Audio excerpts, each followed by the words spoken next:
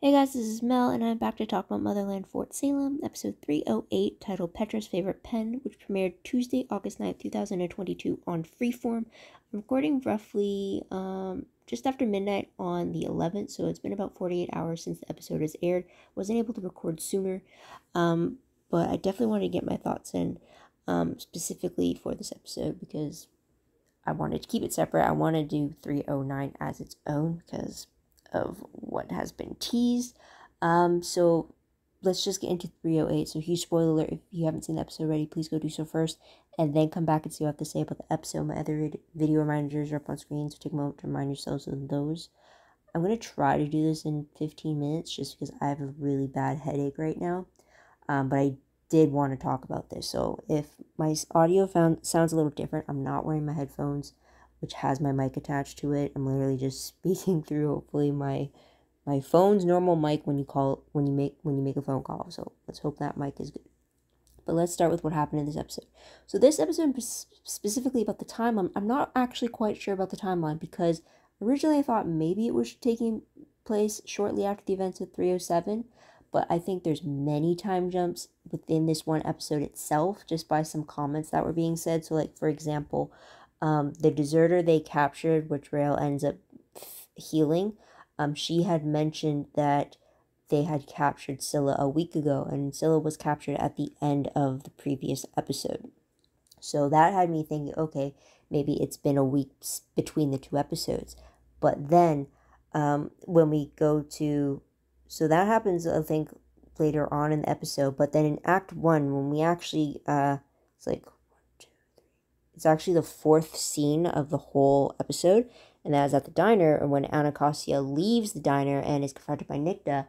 That is taking place immediately after the last time we saw them in the previous episode, which was when Anacostia was just leaving the diner. So there can't be a week time jump between between the end of 307 and the start of 308 because of where Anacostia and Nicta start off in this episode. Though I would believe it more because at the start of the episode begins with Tally already knowing how to view into the past, which seems very abrupt if it is shortly after the previous episode where Alder approached Tally to do that. So that's something there. Also within the episode, like later on in the episode, we have Tally when she is found half frozen in a field after her trip to Germany. After they found her, apparently Tally then wakes up days afterwards after she was found, and that's the scene we see in the episode. So it's like this, usually they're pretty good with timeline wise, but in this episode I just couldn't really tell how many days have passed since the previous episode, or at least how many days have passed actually within the episode too. So that's kind of where my confusion is though. But if anyone can make out like what exactly timeline wise happened for this episode, please let me know in the comments down below. Love to hear about that, please. Episode reminder, the title itself, Petra's Favorite Pen, huge little tidbit right there, which I will take note of in the specific storyline because it does pop up as a huge plot point. But the first scene of the episode, like I mentioned though, was Tally actually using her sight to go back in the past to northern Germany, where one of the first song stewards ended up freezing herself as well as her attackers in this ice cave. So then because Tally was able to see it, she was able to take Alder to the specific location so they can find the frozen steward and try to extract the first song from them, which is one of the storylines going into the episode. I picked up on 4 different ones. First one, Icy Travels. Second, Rescuing Scylla. Third one, Unlikely Alliances. And the fourth one, Oversight Oversteps. Even though this is probably a lot of parallel storylines going on at once, some of them do overlap with each other, and then some of them do play a bigger part later on. So the first one with the Icy Travels is connected to Tally's sight. So her and Alder go to Germany to retrieve the piece of the first song. Tally ends up making a trade with the steward by exchanging her ability for the sight in exchange for having the first song piece. So now Tally doesn't have her sight anymore, and that's like, she can still see, but it's like her sight into the future and the past. but now she is now a new steward of the first song. So there's that. Just after that happens, the ice cave starts collapsing, and Alder pushes Tally out of danger, but apparently the walls collapse on Alder, so we're left to believe that she is dead. I don't think that's the case, but we'll come back to that later. Second storyline for rescuing Scylla. This is where we hear from the deserter that they captured that the Camarilla is trying to break down Scylla's mind, but she's pushing them out with memories of Raelle, which is how the deserter recognized Raelle after she had fixed her, or after he healed her. So this leads to Raelle, Abigail, and Adele working together to rescue Scylla, who is being held at the slaughterhouse, which is just outside of the secession barrier. So Thelma's militia cannot help them, so it's just the three of them. But they were able to rescue Scylla with Abigail and Adele playing drunk couple distraction, and then Raelle was able to get to Scylla, and they were able to have their reunion, which we'll talk about later. Third storyline with unlikely alliances. This is where we get Anacostia and Nicta eventually agreeing to work together to find the Marshal and President Wade. In exchange, Nicta points out that she wants to talk about a pardon agreement for helping them find the president. Not sure. Possibly they're going to actually go with it, but Nicta uses her own work that will be able to track the Marshal anywhere within the secession. So hopefully we'll see how that turns out. And the fourth storyline with Oversight Oversteps. This is where Oversight, those who are pretty much running the military, forcing our Fort Salem soldiers to attack our bellwether unit. And in doing so, when our Fort Salem soldiers want to retreat because they are outnumbered, Oversight pretty much used their fake workings to kill many of the soldiers, which then results in Abigail retaliating against them with her own hailstorm working to either kill the Oversight leaders or gravely injure them. I hope they're dead. They got impaled by really big, massive ice chips. So there's that. Also, though, we do see Petra killing Colonel Jarrett by using her favorite pen. Like, she had the tapping of the pen mimic his heart rate till she pretty much gave him a heart attack. And then she had Sterling use the spree tactic of changing faces to appear as Colonel Jarrett when President Silver came for an unexpected visit. So Sterling's now playing fake Colonel Jarrett at the moment. So there's that, which leads to the final scene of the episode, because Petra now leaves Fort Salem to go to the front lines of the secession, because in front of the media, the bellwether unit turned themselves over to the army, so that's why Petra is present.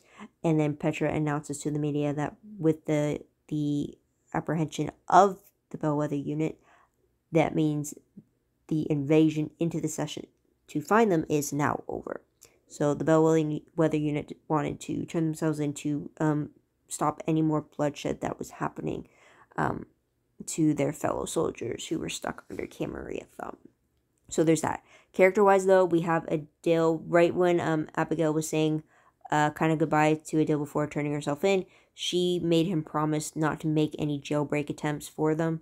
And he promised that he is going to find Khalida while Abigail deals with her situation. With Raelle, we find out that she makes a promise of refraining from using the witch bomb to avoid Tally's cited vision of her ending the world coming true. So we see Raelle now actually using her fixer ability more so in this episode, which I truly missed, and then talking about the witch bomb and kind of building up the reputation that is around it instead of actually using it, which I thought was pretty smart. So there's that. And then we do see Lupe Cortez again. And unfortunately, she was killed when Oversight turned against them when they wanted to fall back because they were outnumbered. She ended up getting... Kind of sucks that definitely from the way that a lot of the soldiers got thrown backwards. So if anything, they would have gotten knocked out. But for Lupe Cortez, the way that she landed, I think she flipped on her neck or something, or looked like her spine was broken from how she landed. And then of course not getting the fixer attention immediately might have caused it, but I'm not quite sure. Maybe her injuries were too grave, because doesn't Rael take on the damage as the fixer as well too? So yeah, it's sad because I really wanted to see more from her, but yeah, it's definitely a great motivator for the Bellwether unit to want to take a stand. But yeah, Lupe Cortez was, I was hoping for great things from her. But there's that. Tidbit wise though, there is still one piece of the first song that is still missing, and I don't believe that Elder is dead, because otherwise there's still 2 stewards down, which I don't believe to be true. We do not see any signs of Cara Brandt or Albin Hurst.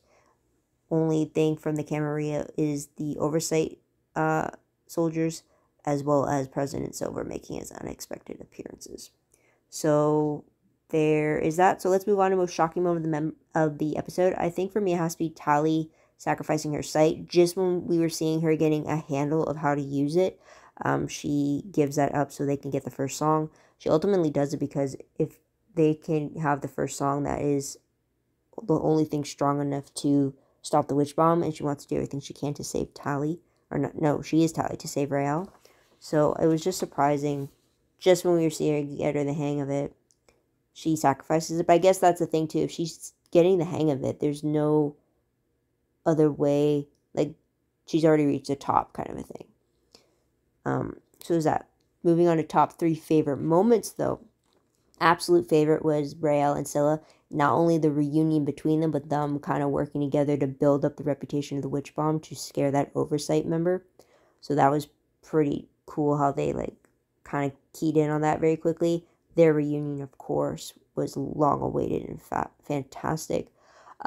Also the proposal too, right before they actually turned themselves in. That was, I'm glad. With the season 3 trailer kind of teased the fact that they were going to get married at some point in the season. I just didn't expect the proposal to be in this episode, but I guess I kind of am glad, since we only have 2 episodes left and the wedding's in one of those 2. So I really like the speech behind it. I really like the exchange of the Rael giving Scylla one of her rings, which is really cool. I'm wondering if Scylla had her own rings, would she have done the same thing too? But yeah, very sweet moment. Another favorite I did have was just seeing the individual powers of our core 3 being used. Abigail's Hailstorm, Rael's original Fixer Touch, and then Tali's Sight being more honed into it. I really enjoyed that. It's kind of like bringing it back to like season 1, where this is something we were introduced to what was unique about each of the 3 of them. So it was really great to see them pull those tricks out of the bag again. And another favorite I did have was the fact that Petra actually took back control from Oversight and killed Jarrett, and then Colonel Jarrett, and then having using the face swap with the spree tactic, which honestly it shouldn't be a spree tactic. It's like really a great undercover thing, but then at the same time, yeah, a great undercover tool. So that is. Yeah, it was just great to see that she was able to take back the control, especially when he was mocking her for just not being a threat at all. So it's like, famous last words, Colonel Jarrett, goodbye. But let's move on to top 3 peeved moments. Again, the fact that Lupe Cortez couldn't be saved. I was kind of hoping Rael would come in and fix her right up, but then at the same time, the extent of her injuries might have been detrimental for Rael, or maybe she can't heal that extent of an injury. But yeah, that's one peeve there. But I did have another peeve though, was that again Oversight showed a lot more knowledge of how to use their own fake witch collars. Like how, like it still baffles me. Like maybe you could get away with Albin Hurst knowing how to use the workings because he's been trying to study it and trying to mimic it. But like all these Oversight members, how are they able to already mimic how to use the workings and how to control the impact of that working when they haven't had the same amount of training that the natural born witches had to take to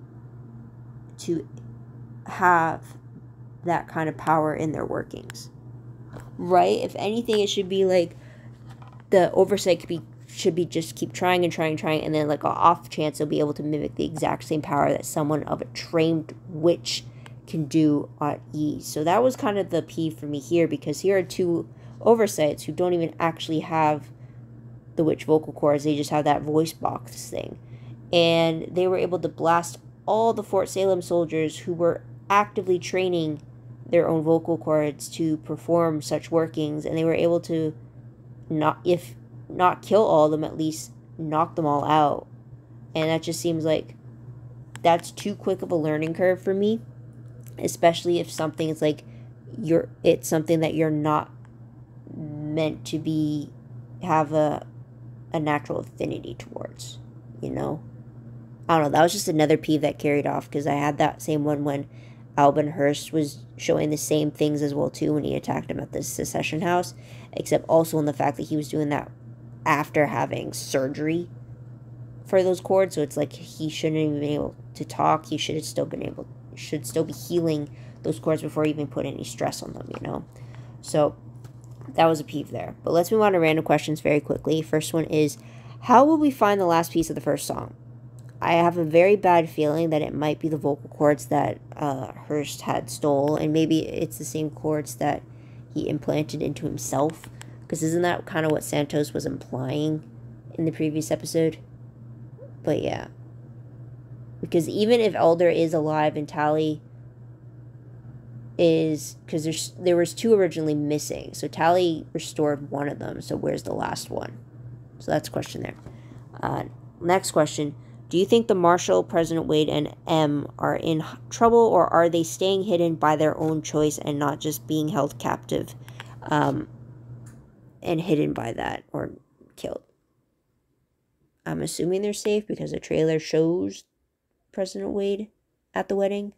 But again, we don't know if the difficulty of finding them is due to their own choice, or it's because someone else is interfering and trying to keep them hidden. So I'm wondering about that. And I guess my follow-up question from my timeline question is, do we really know how long it's been? Like how in regards to like this invasion, this secession? Like, is it days? Is it weeks? Even in this episode alone, I have no idea how long these events are spanning over. So that's a question there. But let's move on to predictions very quickly. Again, I'm not going to watch the promo for 309, just because I did really like going into this completely blind and really only having this Series 3 promo to really go off of what could be in this episode. But I did not rewatch this. But so it's like, I definitely know some key things that still haven't happened yet. So that's something. But I'm going to keep myself surprised by not watching the promo. But I did read the synopsis, and the synopsis reads, Abigail, Rael, Tally, and Scylla speak out against the Camarilla during a trial leveled against all witches. Will it be enough to turn the tide? Even in the darkest moments, joy is found. So obviously, darkest moments, joy is found. And based off the title of the episode, which will be up on screen, I'm thinking this is the episode that has the wedding. The double wedding, if I'm correct. Because we already know that Scylla and Rael are already engaged. But I remember in the teaser promo that Adele and Abigail were also at the altar too, with President Wade officiating. So if it's happening next episode, then that's also kind of why I wanted to have that episode recap being on its own, because I know there's going to be a lot to talk about. When it comes to the trial, though, I'm actually kind of surprised it's happening in episode 9, since they're out of the 10 episodes. But I am wondering if it's going to be a trial very similar to what we saw when Nikta Beten had her own trial in season 2. If it's going to be something in a different style, and how exactly are they going to go up against the Camarilla with President Silver? I mean, they have to have it. Maybe presenting President Wade being still alive. I don't know. Definitely curious to see how they go about it and just what they have in store for episodes 9 and 10. But that is pretty much all I have to say about the episode. What did you guys think of it? What did you guys like about it? What do you think will happen next? Let me know in the comments down below. Love to hear your own thoughts, theories, and opinions about all that good stuff. Also, don't forget to like this video, subscribe to my channel, and check out my other videos if you haven't done so already. If you want, you can check out my Tumblr or my WordPress page. The links for that are down below as well. But otherwise, guys, yeah, thank you so much for tuning in. Thank you so much for your patience. I hope you come back next week to see what I have to say about the next episode, which I'm pretty sure is the wedding episode, which is going to be good. But the trial is also going to be really intense, too. But come back to see what I have to say about that. But until then, this is Mel. Wish you all a great day, great week wherever you are. Please stay safe, and bye for now.